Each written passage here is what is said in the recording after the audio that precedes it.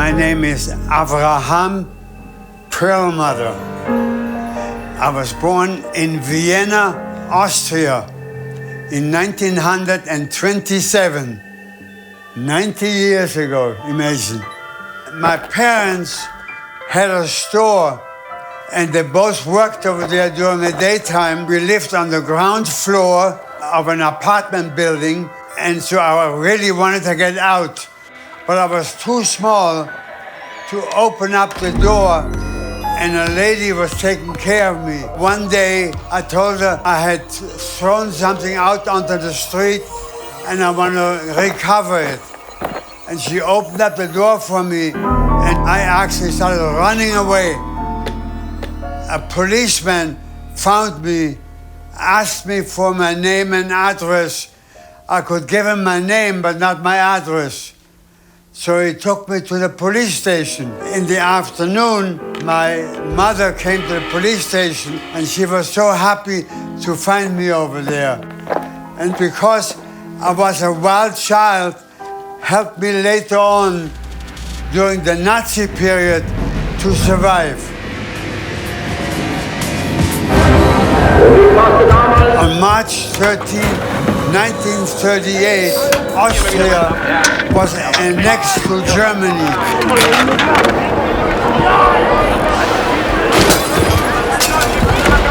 Many Jews were sent to a concentration camp.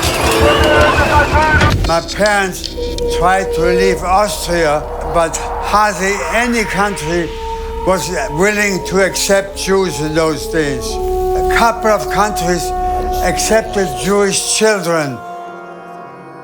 My mother had a sister living in the Netherlands, so they decided to send my sister and myself to the Netherlands.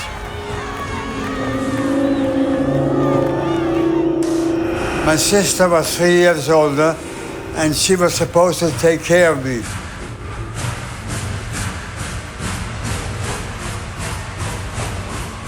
I always looked outside and I admired the mountains. But before long, the Nazis occupied the Netherlands. I stayed in Amsterdam with a widow, and she had 2 sons. They were in the early 20s, and they told me, "You'll be okay over here."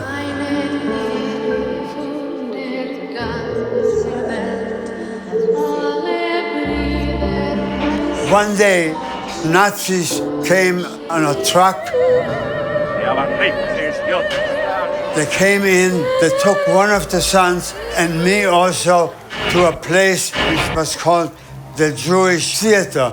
The moment I came in there, my first idea was, I have to get out of there. I asked the guy who was caught with me, "Tell me, would you be willing to escape?" He said, "Oh no," he says, "because if they catch us, they'll kill us right away."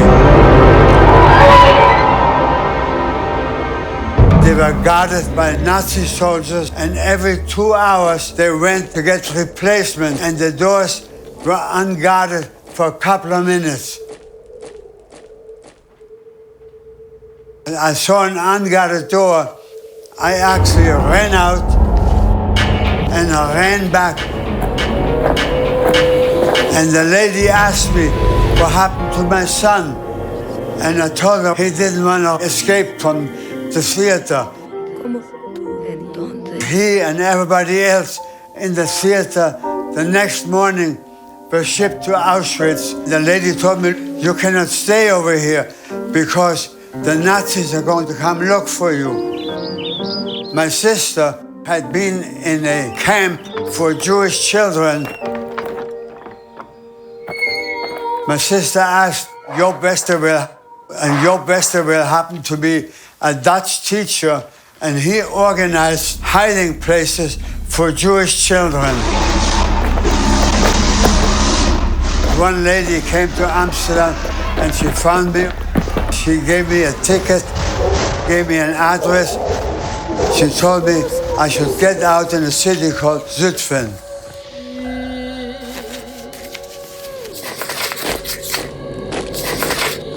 I saw some Nazi soldiers walking by me. The Dutch people, the majority of them are blonde, and my hair was dark. I went over there, I knocked on the door.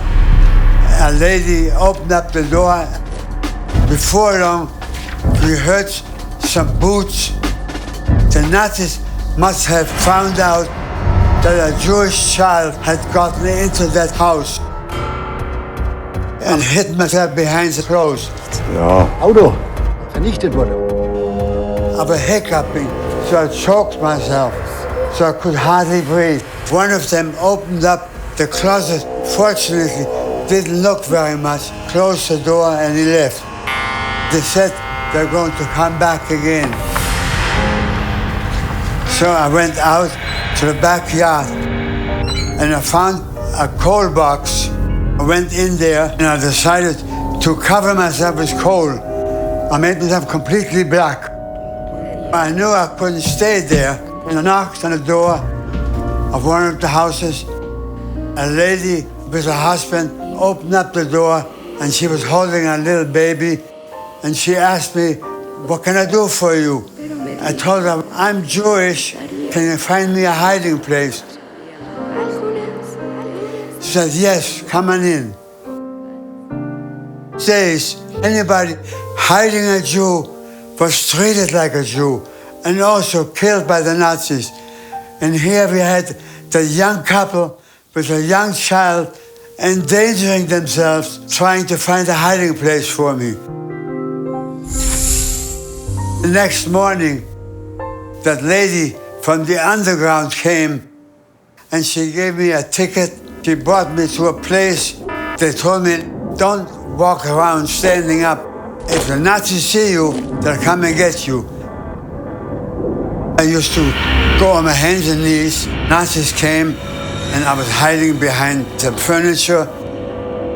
And they asked the lady, "Do you have any Jewish kids hiding over there?" "Oh, no." The Nazis didn't see me and they left. I went outside. Police stopped me and they asked the police car to come.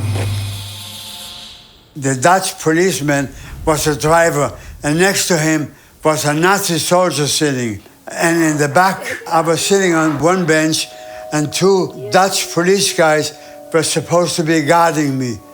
And they kept on talking to each other. And I knew that the Dutch people, the majority of them, were anti-Nazi. When the car slowed down to go around the corner, I opened up the door, I jumped out, and I ran away. And I had gone maybe 1 block when I heard them screaming. They gave me that much time to escape. But then I had to continue on the train to a city called Venlo. I was waiting over there. I was wondering what I should do, but before long, I saw a man coming towards me, and I noticed that he wore the clothes of a priest. And it turned out that he was the priest of a local village called Rubenforst, and his name was Pastor Willings. And we stopped at a house. He asked an elderly lady, "Are you willing to hide a Jewish kid?" And she said, "Yes." And the first thing, she gave me something to eat. And I hadn't eaten for some time. They gave me a hiding place on the 2nd floor. The Nazis came close to the village. In each house, some Nazi soldiers were staying.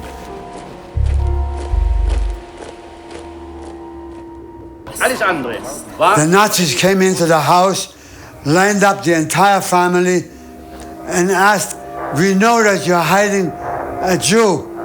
Where is he?" They threatened to kill them, but they all said they don't know anything.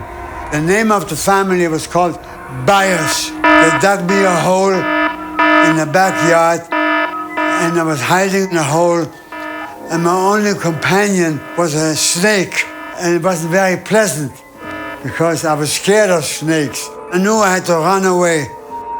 the Nazis found the place where I was staying. They also found some other Jewish people who were hiding in the village, and found myself another hiding place, a stable. I decided to go to the next village, which was already liberated.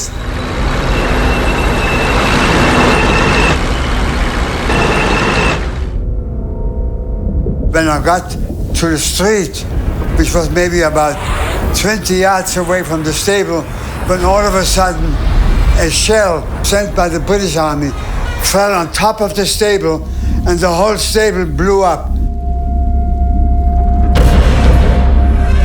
I went on hands and knees, feeling for mines. Then all of a sudden, some Nazi soldiers grabbed me by the arm. Who are you? Where are you going?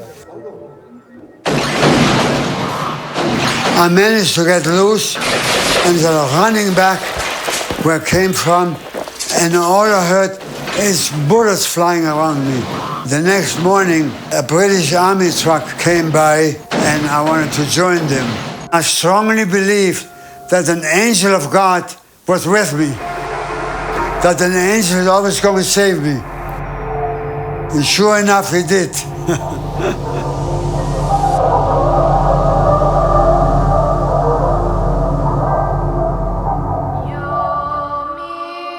Seinen Hilfen der ganzen Welt.